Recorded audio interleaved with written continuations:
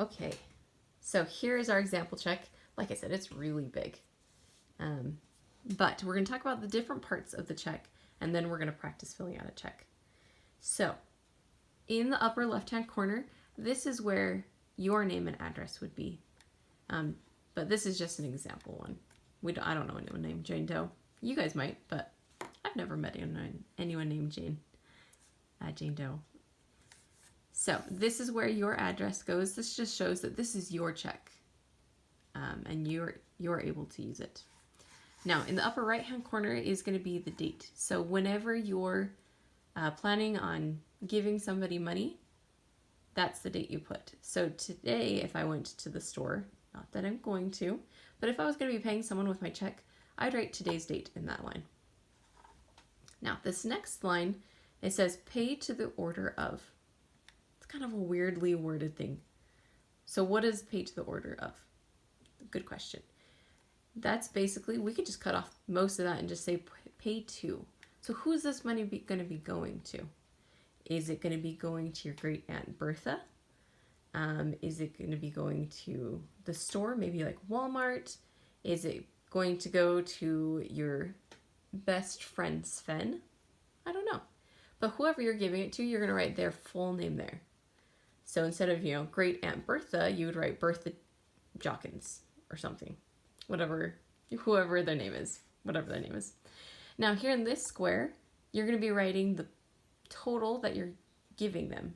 So if I'm giving my great aunt Bertha $12, I would write 12.00. Simple enough. You guys are super good at writing numbers down. Now we've written it in numbers here. We're going to come down here and write it in words. And I'm not really sure why they have you write it in two different places. Maybe it's just because some people, it's harder to read their numbers. I'm not really sure. So we did $12 here. So we would write out $12 on this line. So pretty straightforward. Awesome right there. Now this is the memo line. The memo line is just to say why we bought whatever we bought. So if it's for great aunt Bertha, maybe we're giving her a birthday gift and we're just giving her a check so she can buy the gift. So we would just write birthday gift. Or if you went to the store and were buying some food, you could write food. You could write groceries.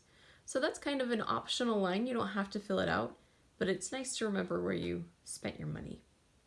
Now the last line over here is called the signature line. That's where you're going to put your name, just to say, hey, I did fill this out and I'm okay giving my great aunt Bertha all of this money. And so typically people do cursive for their name. It's not important, it's not, you have to do it. You can just print your name if that's easier. So it's kind of up to you. You can print it or you can do cursive. Down here, these are a lot of different numbers that, because it's not something that we are going to do a lot in our class, we're not going to cover a ton. But these chunk of numbers right here, that's to show what bank you bank at, and the account number that your money is coming from. And so then that way, when great aunt Bertha comes and brings the money to get cash instead of just this paper, they know where to get the money from. So that's just what that part tells you. Now this part, often it's in the upper right hand corner just above the date, but it might change depending on what bank you were with. That's just to say the check number. And like I said, that's not a lot of what we need to know, so we're not going to cover that super intensely. But we are going to practice filling out our check. So I'm going to flip this over and use a whiteboard because we love using whiteboards in our class. We're pretty good at doing that. So I'm going to open my pen one-handed. There we go. And I've been talking about writing one for great aunt Bertha for a while, so we're just going to give it to her. So we are going to do Bertha.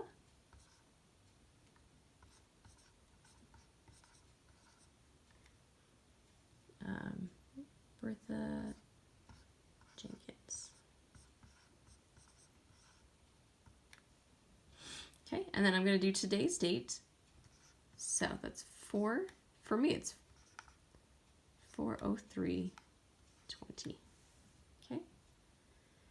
Now, we are going to give Bertha $17.50. Okay. So on this line, we're going to write down in words what we wrote just right here. So I'm going to write 17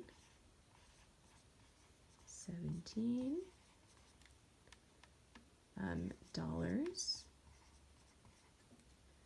And okay, now I have to write 50 cents. Do you think I can write 50 cents right there though? If I took up that whole line with $17, maybe I might be able to fit it. But instead of trying to squeeze it, because I still want it to be readable, I'm just going to write down kind of a fraction so we can still read it. So I'm going to do 50, and then I'm going to do a dash. And how many coins do we have in a dollar? Yeah, we have 100 coins. That's perfect. So I'm just going to write 100. So it's 50 over 100.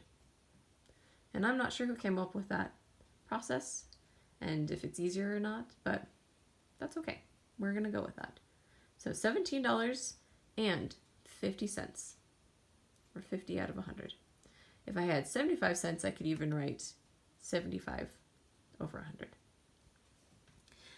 Now, we're going to give Bertha a birthday gift, so I'm just going to write birthday. Birthday. Okay. And I'm going to sign my name. Kind of a weird signature, but there we go. So that's our filled out check. Now, what I want you guys to do is I want you to go scroll under here. There's going to be a couple examples. So there's a blank check. There's one that explains what the check looks like, and then there's a filled out check.